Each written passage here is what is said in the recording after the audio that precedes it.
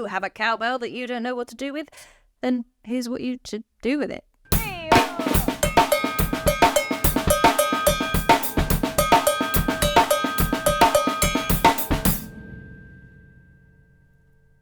I like this one. I know it sounds complicated and big and scary. Panic not, it's just triplets. Right, left, right, left, right, left. Right hand goes on to the hi-hat. Emphasize this left. Right, left, right, left, right, left. And would you look at that? A backbeat has emerged. Every other snare drum, make that nice and quiet and ghosty just because it gives the groove definition, makes it sound good. Dynamic variation! This is where it gets a little bit gnarly. Because that groove by itself is pretty damn cool.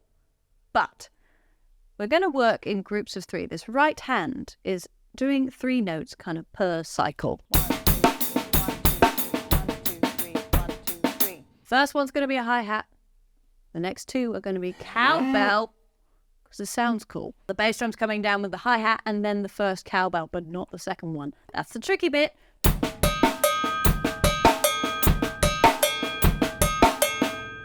And don't you go losing that definition in the snare drum either, otherwise I might cry a little bit.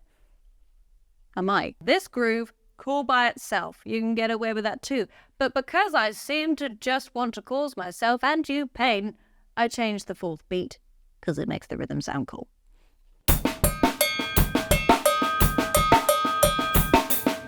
Basically, I just swapped this group of 3 on its head. So instead of going hi-hat, cowbell, cowbell, I just go cowbell, hi-hat, hi-hat.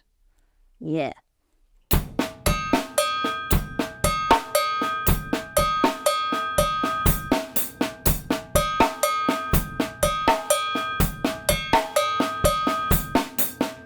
I'd practice that motion by itself before you try and stick it back in the groove.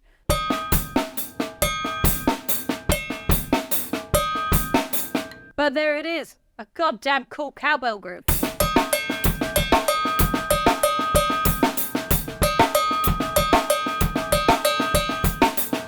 If you enjoyed this video as much as I enjoyed making it, then please consider subscribing or watching more videos or commenting and helping build the Love to Learn Drums community, because that's what this is all about at the end of the day, and I hope my videos are helping you in some sort of way, or at least making your day a bit better. So again, thank you so much for watching, and I will see you in the next video. Big love. Mwah.